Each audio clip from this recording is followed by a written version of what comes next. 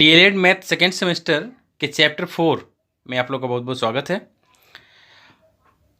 इसमें हम लोग देखेंगे टॉपिक समीकरण यानी इक्वेशन तथा सरसमीकरण यानी आइडेंटिटी, उसके बारे में डिटेल से देखेंगे। फिर उसके बाद उसका यूज देखेंगे। तो सबसे पहले हम लोग देख लेते हैं समीकरण।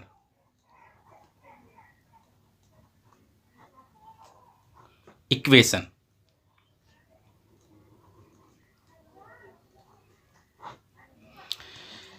समीकरण जो है अज्ञात राशियों का एक ऐसा संबंध होता है जिसमें दो पक्ष होते हैं।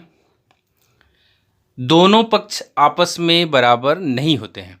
दो पक्ष तो होते हैं लेकिन आपस में बराबर नहीं होते हैं। दो पक्ष हम इसलिए कर रहे हैं अज्ञात राशियों का ऐसा संबंध जिसमें दो पक्ष होते हैं, दोनों पक्ष बराबर नहीं होते हैं।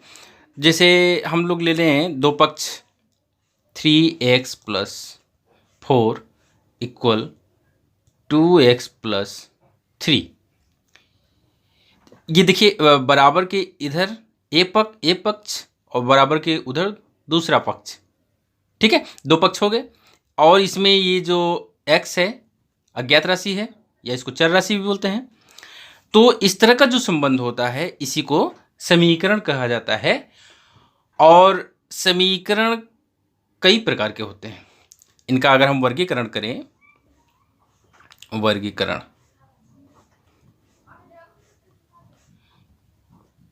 क्लासिफिकेशन,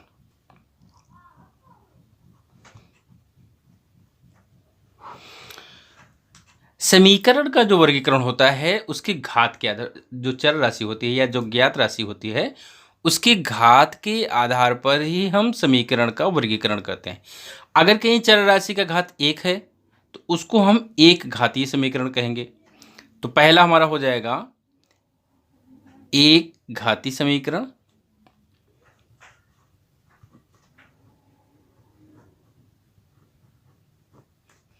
या रेखीय समीकरण।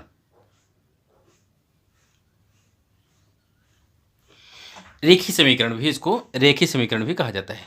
तो इसका उदाहरण तो यही हो गया। दूसरा हो जाएगा जब एक घात ना हो करके उस पर दो घात हो जाए तो उसको क्या कहेंगे, जैसे 2x² + 5x = 7। ऐसा समीकरण हो। यहाँ पर देखिए अधिकतम घात 2 है। तो इस प्रकार के समीकरण को हम द्विघातीय समीकरण कहते हैं। द्विघातीय समीकरण। ठीक है। तीसरा जब चर राशि का घात 3 हो, 3x³ + 2x² = 4x + 3। ऐसा है तो हम ये देख रहे हैं यहाँ पर अधिकतम घात 3 है तो इसको कहेंगे त्रिघातीय समीकरण। ठीक है। चौथा हो जाएगा जब घात n हो। एक जनरल समीकरण ले लें, जनरल घात का समीकरण ले लें तो उसको हम कहेंगे जैसे ax⁴n + bxn-1 + cxn-2 = dxn-3। ऐसे करके है तो इसको n घातीय समीकरण या बहुघातीय समीकरण कहते हैं। n या बहुघातीय कहते हैं, लेकिन यह चूंकि घात n है, अधिकतम घात n है, तो चूंकि घात के नाम पर ही समीकरण का नाम पड़ा हुआ है तो इसको n घातीय समीकरण कहेंगे। बहुघातीय भी कह सकते हैं, बहुत ज़्यादा दिक्कत नहीं होगा। तो ये हो गया समीकरण किसे कहते हैं, समीकरण के प्रकार। अब नेक्स्ट टॉपिक हम लोग का होगा सर्वसमीका। सर्वसमीका में क्या होता है कि चर राशियों का ऐसा संबंध जिसमें दोनों पक्ष बराबर होता है। अभी समीकरण में हम लोग क्या देखे, चर राशियों का ऐसा संबंध जिसमें दोनों पक्ष बराबर नहीं होते हैं। चर राशि यानी अज्ञात राशि का ऐसा संबंध जिसमें दोनों पक्ष बराबर नहीं होते। जबकि सर्वसमीका में क्या होता है, चर राशियों का ही संबंध होता है, दो पक्ष होता है लेकिन दोनों पक्ष इस बार बराबर होंगे। यहाँ पर मैं थोड़ा सा लिख देता हूँ।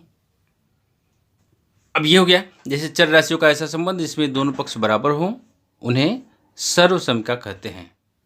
ठीक है, उदाहरण में ले लेते हैं, जैसे 5x प्लस 2 इक्वल क्या हो जाएगा, इसमें हम कर सकते हैं 3x प्लस 2 प्लस 2x। अगर इसको देखेंगे तो ये देखिए दोनों पक्ष, यहाँ 5x है ना, यहाँ 2 है, तो 2 तो है, इनको जोड़ देंगे तो 5x मिल जाएगा। हम लोग फार्मूला जब याद करते हैं तो ऐसे लिखते हैं ना, ए प्लस बी का होल स्क्वायर इक्वल ए स्क्वायर प्लस 2ab और प्लस बी स्क्वायर। ये एक सर्वसमीका होता है, a cube plus b cube equal a plus b a square minus a b plus b square, ये भी सर्वसमीका है। तो ये हम लोग जैसे जितने फार्मूले याद करते हैं ना, जिसका मान निकालना होता है बराबर दे करके उसको लिखते हैं, तो ये सर्वसमीका होता है। और भी एक एग्जाम्पल ले लेते हैं, जैसे a प्लस बी का होल स्क्वायर लिखना होता है तो हम लोग क्या करते हैं, a माइनस बी का होल स्क्वायर प्लस 4ab इसे लिखते हैं। चर राशि में जो चर राशि होती है उसके प्रत्येक मान के लिए समीकरण संतुष्ट करता है। और इसमें क्या होता है कि चर राशि का मान रखेंगे तो दोनों पक्ष बराबर आते हैं। दोनों पक्ष क्या होते हैं, जैसे a का मान हम कुछ रखते हैं, a बराबर 1 b बराबर 2 है ना, तो इधर देखिए 1 प्लस 2 का होल स्क्वायर इक्वल यहाँ पर हो जाएगा 1 माइनस 2 का whole square plus 4 into 1 into 2, a b का मान रख दिए। यहाँ हो गया 3 स्क्वायर इक्वल 1 माइनस 2 यानी माइनस 1 का होल स्क्वायर प्लस 4 दूना 8, ठीक है। उसके बाद 3 स्क्वायर 9 और माइनस 1 का स्क्वायर करेंगे तो प्लस 1 और प्लस 8, और इसको जोड़ देंगे तो 9 यानी कि 9 इक्वल 9 हो जाएगा, ठीक है। दोनों पक्ष बराबर हो गए ए और बी के प्रत्येक मान के लिए। हमने एक मान ले लिया, कोई भी मान आप ले लीजिए, सबके लिए दोनों पक्ष बराबर होंगे। अब आइए इसमें देखते हैं अगला टॉपिक, लीनियर इक्वेशन, रेखीय समीकरण। समीकरण चर राशियों का ऐसा संबंध जिसमें दोनों पक्ष बराबर नहीं होते, दो पक्ष होते हैं लेकिन बराबर नहीं होते हैं।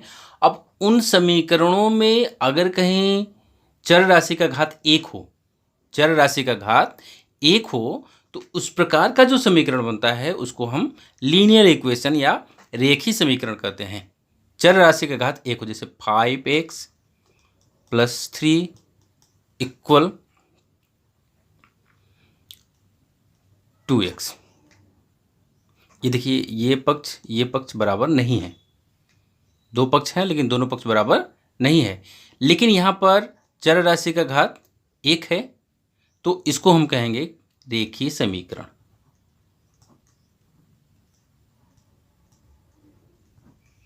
ठीक है, इसको रेखीय समीकरण कहेंगे। जब भी समीकरण की पहचान करनी हो तो सबसे पहले हम उस समीकरण के चर राशि का अधिकतम घात देखते हैं। अधिकतम घात हमारा जब 1 होगा तभी हम उसको रेखीय समीकरण कहेंगे।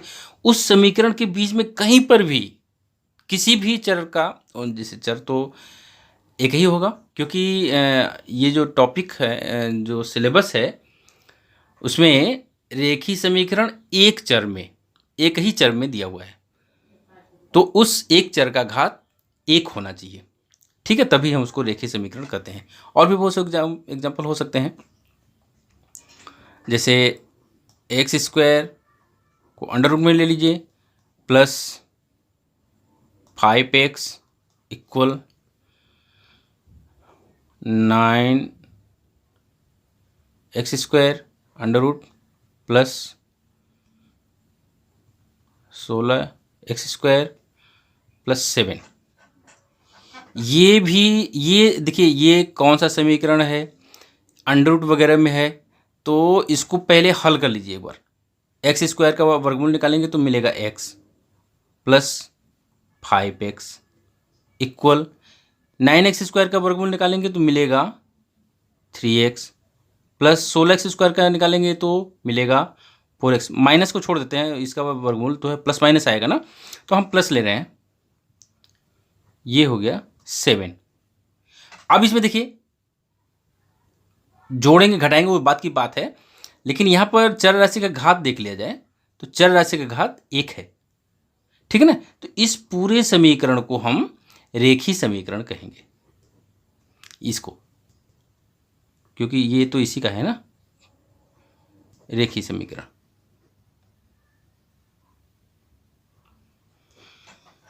ठीक, तो ये हो गया रेखीय समीकरण। तो अभी हम लोग पढ़ लिए समीकरण के प्रकार या वर्गीकरण कर दिए थे।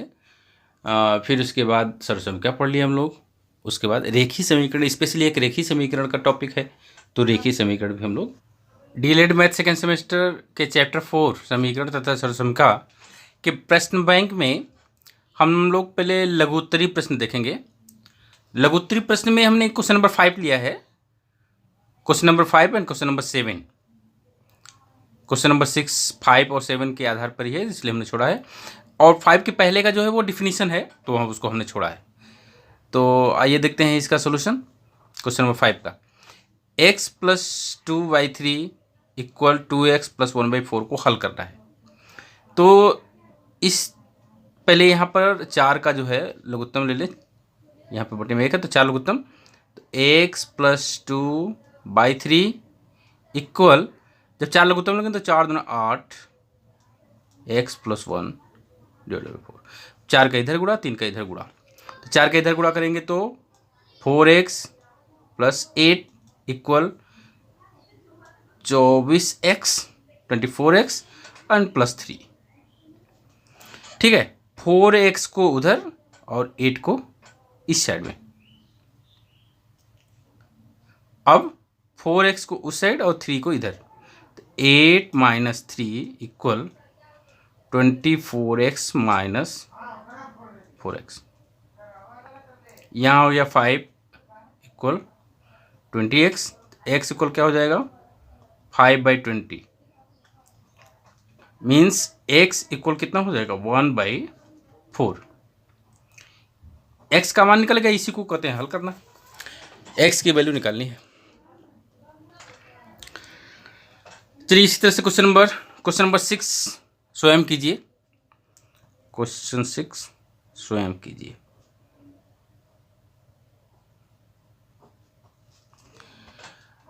क्वेश्चन नंबर 7 है x - 1/2 + 2x - 3/3।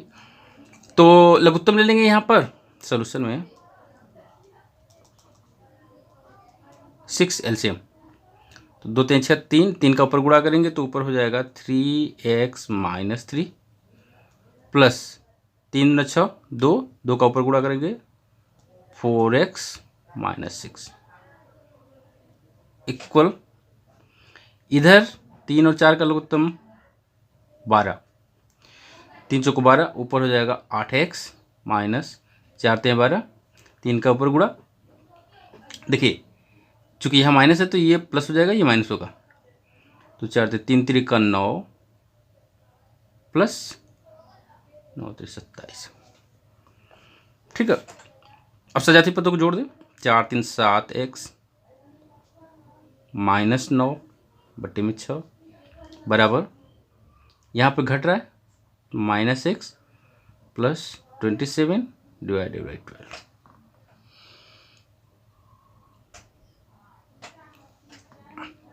12 का इधर गुणा का, 12 × 7 = 84, x - 12 × 9 = 108, इधर 6 का गुणा -6x और प्लस 6 × 7 = 42, 6 दूना 12, 4 16, 162।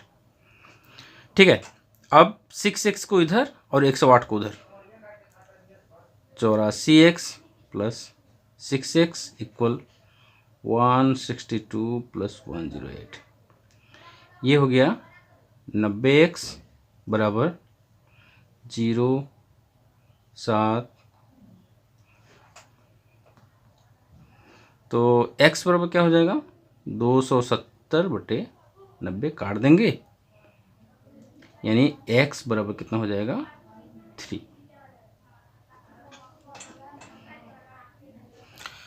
क्वेश्चन नंबर 9 है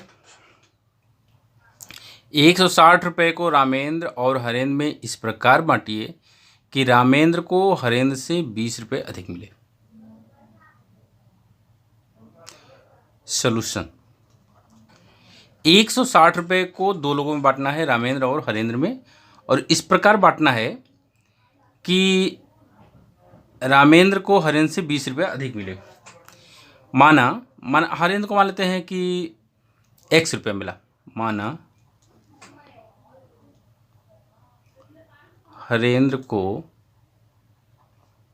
x रुपये मिले, तो रामेंद्र को हरेंद्र से 20 रुपये, तो रामेंद्र को 20 रुपये ज़्यादा है, रामेंद्र को क्या हो जाएगा, x में 20 रुपये जोड़ देंगे, x प्लस 20, और ये दोनों का टोटल 160 रुपये होगा, यानी x प्लस 20 इक्वल 160। तो जोड़ देंगे इसको, तो ये हो जाएगा 2x प्लस 20 इक्वल 160, 20 को उधर, 2x इक्वल 160 माइनस 20 घटा देंगे, 2x इक्वल 140, ax इक्वल क्या हो जाएगा 140 डिवाइडेड बाई 2 70, है ना। तो एक तो ये हो गया कि हरेंद्र को 70 रुपया और ये ज़्यादा मिलेगा रामेंद्र को, तो इसका मतलब हो गया हरेंद्र को मिला बराबर ₹70 और किसको है, रामेंद्र बराबर x प्लस 20 है ना, यानी कि हो गया 70 प्लस 20 बराबर ₹90। ये आंसर हो जाएगा। क्वेश्चन नंबर 10, सुरेंद्र और हरेंद्र के पास 350 रुपये हैं, इन दोनों के पास मिला के 350 रुपये है। यदि हरेंद्र सुरेंद्र को 20 रुपया दे दे, यदि हरेंद्र सुरेंद्र को 20 रुपया दे दे तो सुरेंद्र का धन हरेंद्र के धन से 90 रुपया अधिक हो जाएगा। दोनों के पास अलग अलग कितने रुपए हैं। अब यहाँ पर अगर हम किसी एक का मान लेते हैं, हरेंद्र का मान लेते हैं x, तो सुरेंद्र का जो है 350 में से x घटा देंगे तो सुरेंद्र का भाग हो जाएगा। तो इसी तरह से हम करेंगे, माना हरेंद्र का भाग बराबर x, तो सुरेंद्र का क्या हो जाएगा, क्योंकि दोनों का योगफल 350 है तो एक का अगर पता हो गया तो दूसरा घटा देंगे उसमें से, 350 माइनस x, ये रुपए में होगा। ठीक है, अब हरेंद्र और सुरेंद्र का धन तो पता हो गया, ये कह रहा है कि यदि हरेंद्र सुरेंद्र को 20 रुपया दे दे, हरेंद्र सुरेंद्र को 20 रुपये, जब ये 20 रुपये इसको देगा तो इसमें से 20 रुपये कम होगा और इसमें 20 रुपये आ रहा है तो 20 रुपये प्लस होगा। ठीक है, तो 20 रुपये देने के बाद 20 रुपये देने के बाद क्या हो जाएगा, हरेंद्र का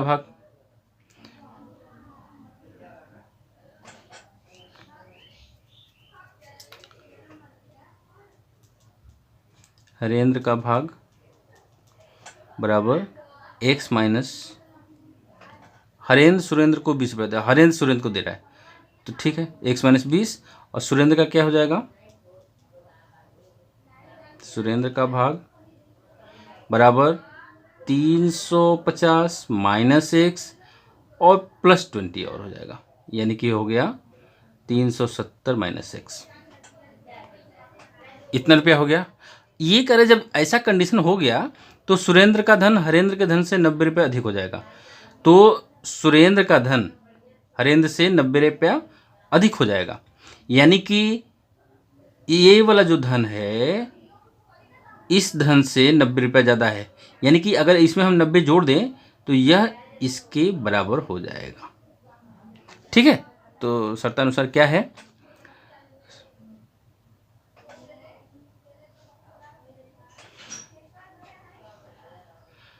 सुरेंद्र का भाग बराबर हरेंद्र का भाग प्लस 90 रुपये, तभी बराबर हो दोनों होगा। तो सुरेंद्र का भाग है 370 माइनस एक्स, और हरेंद्र का भाग है x माइनस 20 और प्लस 90 और कर देंगे। तो ये 90 में से 20 घट जाएगा, तो x प्लस 70, और इधर हो गया 370 minus x.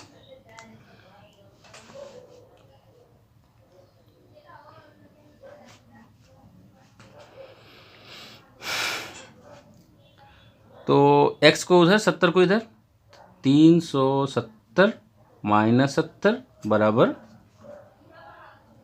x plus x, यानी कि 2x हो जाएगा, 2x हो जाएगा। तो इधर हो गया 2x बराबर 300, दिस इम्प्लाइज x बराबर 150 हो जाएगा। x बराबर 150, यानी कि हरेंद्र का भाग तो 150 रुपया हो गया, है ना, और सुरेंद्र का भाग है 350 में से 150 घटा देंगे, तो हरेंद्र का हो गया रुपया 150, और सुरेंद्र का हो जाएगा 350 में से 150 घटा देंगे तो रुपया 200। ठीक है, तो 150 हरेंद्र और 200 रुपया सुरेंद्र का हो गया, ये आंसर। क्वेश्चन नंबर 11 है, 475 रुपये को ए एवं बी में इस प्रकार बांटिए कि ए की राशि का 4/5 भाग एवं बी की राशि का 2/7 भाग समान हो, बराबर हो, ये कह रहा है। तो इसमें सलूशन देख लेते हैं।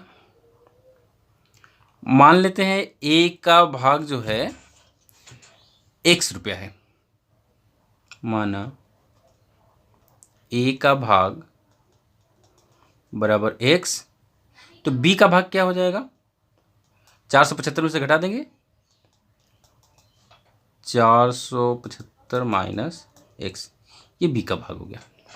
अब कह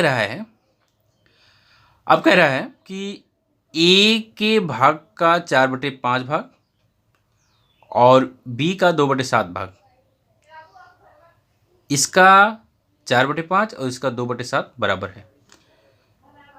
a का 4/5 बराबर b का 2/7, ये दोनों बराबर हैं। तो a का भाग कितना है x, यानी x गुणे 4/5 बराबर b का भाग कितना है 475 माइनस x गुणे 2/7। ठीक है, तो ये हो गया 4x डिवाइडेड बाई 5, और इधर 2 का गुणा कर देंगे, तो 2 × 5 = 10, 2 से 14 = 15, 2 चौका 8 = 9, 950 माइनस 2x डिवाइडेड बाई 7, 7 का इधर गुणा, 7 चौका 28x बराबर, इसमें फिर 5 से गुणा कर दें, 5 25, 5 9 45, 2 47 माइनस 10x, 10x को इधर ला दें, तो 28x प्लस 10x इक्वल 4750, या 38x बराबर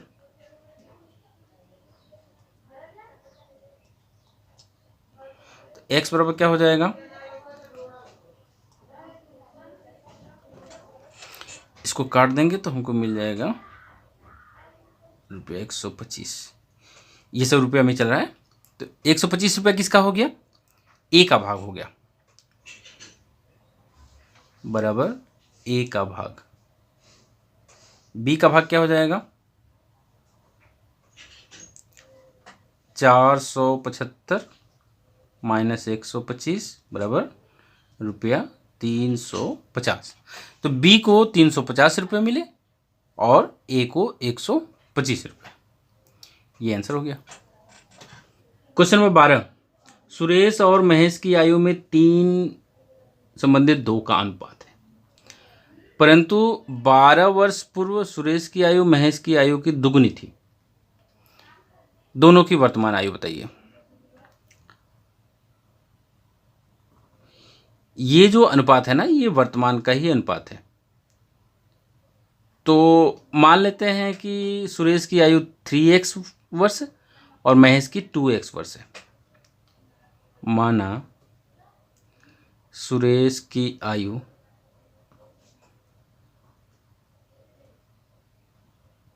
बराबर 3x वर्ष और महेश की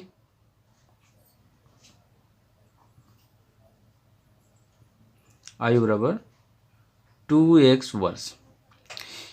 अब करें, परंतु 12 वर्ष पूर्व सुरेश की आयु महेश की आयु की दुगनी थी। ये सुरेश की आयु है इस समय की, ये महेश की आयु है इस समय की।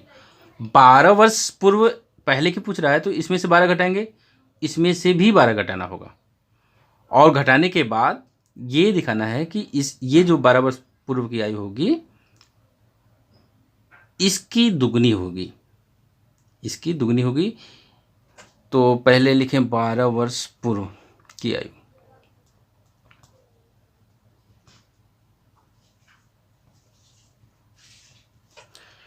सुरेश की आयु बराबर हो जाएगा 3x माइनस 12, और महेश की आयु बराबर 2x माइनस 12। अब कह रहा है कि सुरेश 12 वर्ष पूर्व जो सुरेश महेश की आयु का दुगना था, ये दुगना था। तो दुगना का मतलब कि जैसे ये 12 था तो ये 6 था, और बराबर करना होगा तो इस 6 में 2 का गुणा करेंगे ना, तो इसके बराबर हो जाएगा। कहने का मतलब कि 3x minus 12 equal 2 into 2x minus 12। ठीक है, ये बराबर हो जाएगा। तो यहाँ हो गया 3x माइनस 12 बराबर 4x माइनस 24। माइनस 12 को उधर ले जाए और 4x को इधर ला दें, तो यहाँ हो जाएगा 3x minus 4x equal minus 24, और ये माइनस 12 इधर आएगा तो प्लस हो जाएगा, यानी कि यहाँ हो गया माइनस एक्स बराबर इधर हो गया माइनस 12, यानी x बराबर 12 वर्ष। x किसका है? अभी x किसी का नहीं है, तो यहाँ पे 3x है, यहाँ पे 2x है। सुरेश की आयु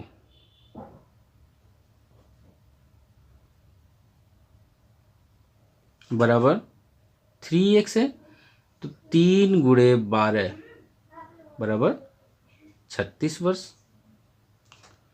महेश की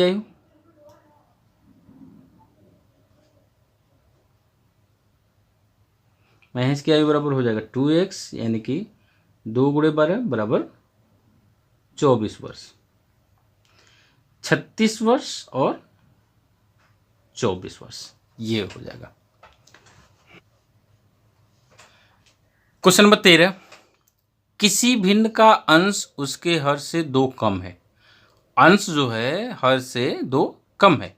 यदि उसके अंश में 2 की कमी और हर में 2 की वृद्धि कर दी जाए तो नई भिन्न 1/3 प्राप्त होती है। पहले तो भिन्न पता करें। किसी भिन्न का अंश उसके हर से 2 कम है। अगर कहीं हर को हम x मान लेते हैं तो अंश जो है उससे 2 कम, यानी x माइनस 2 होगा। तो यहाँ पे लिखेंगे माना भिन्न बराबर हर को x, तो अंश जो है x माइनस 2 है। ये भिन्न हो गया। अब कह रहा है यदि उसके अंश में 2 की कमी, अब फिर इसमें 2 की कमी कर दें और इसमें 2 की वृद्धि कर दें तो भिन्न जो है 1/3 हो जाता है। तो यहाँ पर लिखेंगे अंश में 2 की कमी तथा हर में 2 की वृद्धि करने के बाद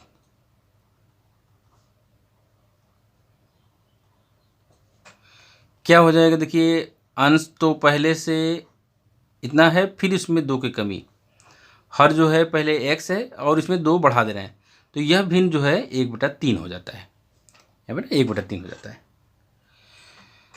तो ये -2 -4 हो गया, यानी x - 4 बटे में x + 2 बराबर 1/3।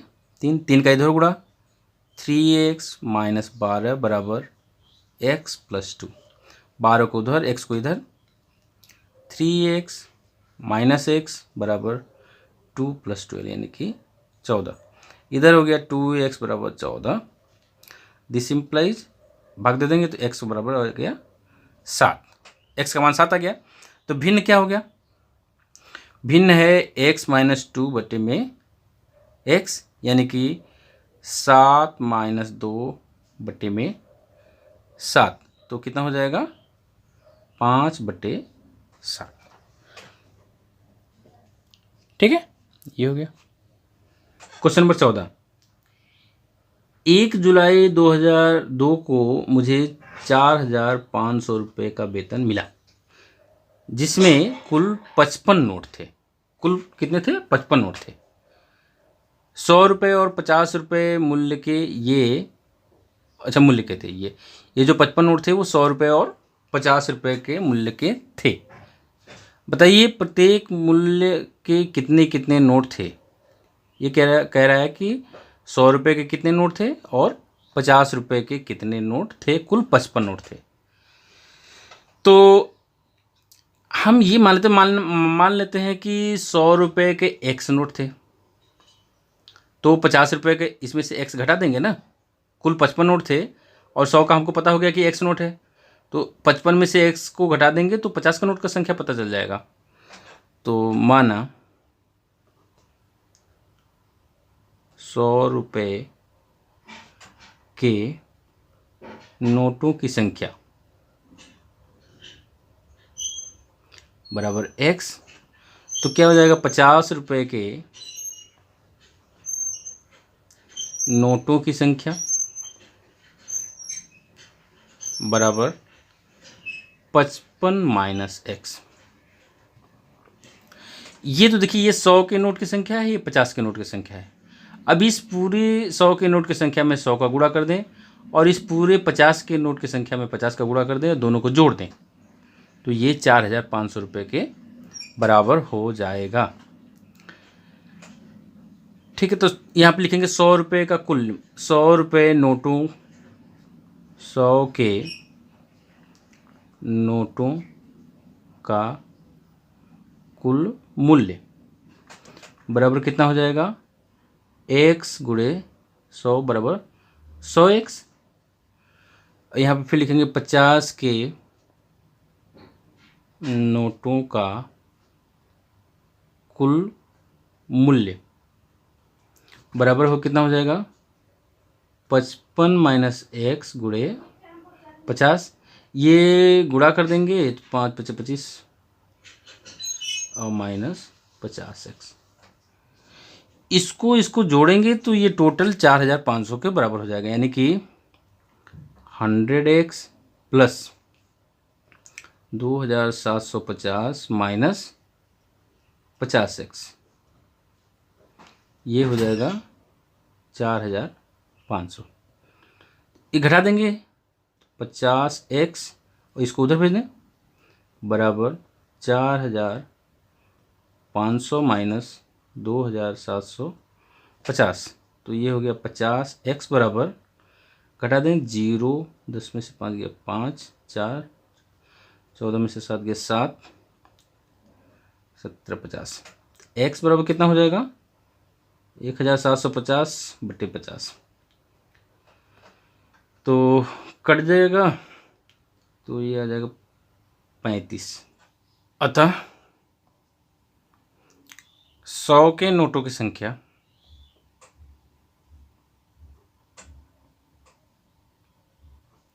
बराबर 35, 50 के नोटों की संख्या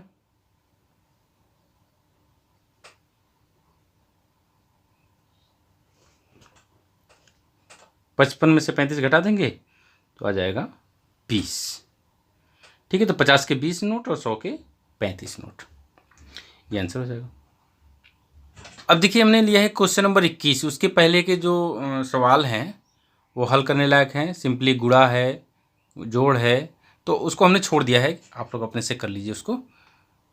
क्वेश्चन नंबर 21, एक रेलगाड़ी 120 मीटर लंबे प्लेटफॉर्म को 12 सेकंड में पार करती है तथा एक खंभे को 2 सही 2/5 सेकंड में पार करती है। रेलगाड़ी की लंबाई तथा रेलगाड़ी की चाल किलोमीटर प्रति घंटा में ज्ञात कीजिए। तो पहले मीटर प्रति सेकंड दिया हुआ है, उससे ज्ञात करते हैं, फिर उसके बाद देखा जाएगा। तो देखिए रेलगाड़ी की लंबाई अगर पता करना है, एक रेलगाड़ी 120 मीटर लंबे प्लेटफॉर्म को 12 सेकंड में पार करती है। तो पहले हम मान लेते हैं कि माना रेलगाड़ी की लंबाई x मीटर है। माना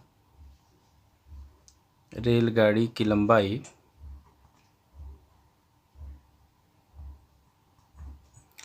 x मीटर है। तो रेलगाड़ी की लंबाई पता चल गई। एक प्लेटफॉर्म को पार करने में उसे 12 सेकंड का समय लगता है।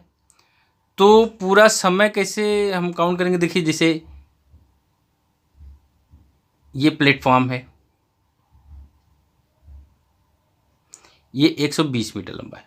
अब ट्रेन यहाँ से जब चलेगी तो पूरा इसको पार करेगी, और पार तभी माना जाएगा जब अपनी पूरी लंबाई भी पार कर ले। यानी कि इसका इंजन यहाँ होगा, इसका पिछला डिब्बा जब यहाँ पर होगा, यानी कि स्टेशन के अंतिम छोर पे, तो हम कहेंगे कि अब पार कर गई।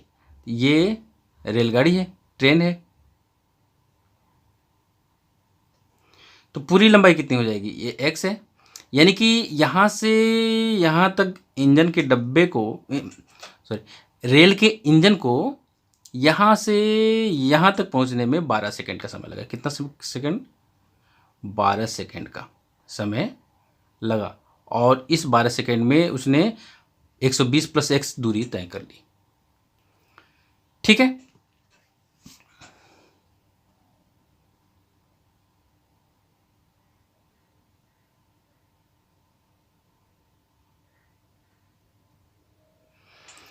तो चाल बराबर क्या होता है? चाल बराबर दूरी बटे समय।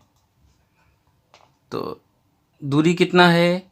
120 + x, और समय है 12 सेकंड का।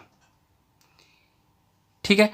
अब एक चाल हम दूसरे तरह से भी तो ज्ञात कर सकते हैं। ये खंभा है, ये ट्रेन जब पार कर रही है तो 2 से ही 2/5 सेकंड का समय ले रही है, और इसको पार करने में जो दूरी तय करेगी वो ट्रेन की लंबाई के बराबर। भाई ट्रेन का डिब्बा, भाई ट्रेन का इंजन यहाँ आया, फिर आगे बढ़ गया, तो पिछला बोगी जब पार करेगा तो कुल लंबाई कितनी पार की? इंजन यहाँ है, पिछला डिब्बा यहाँ है, तो x मीटर ही न पार करेगी।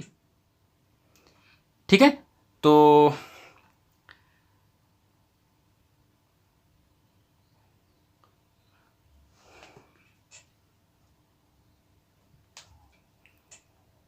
पुनः खंभे को पार करने में लगा समय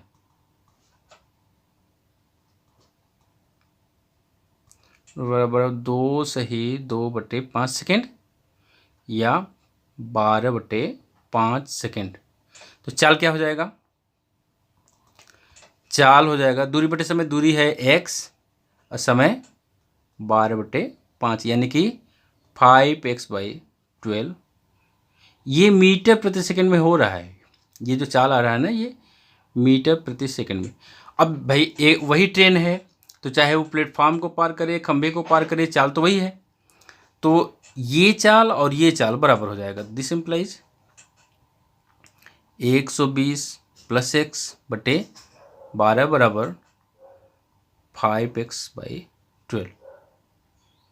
तो ये कट गया 12, x को उधर, 120 बराबर 5x - x, यानी 4x = 120। तो x इक्वल क्या हो जाएगा? 120/4 मीन्स 30। x का मान आ गया 30। ये 30 जो है ट्रेन की लंबाई है, ये मीटर। अब चाल ज्ञात कर लेते हैं। चाल है 5x/12 है ना, 5x/12 means 5 into 30 divided by 12। तो ये कितना हो जाएगा,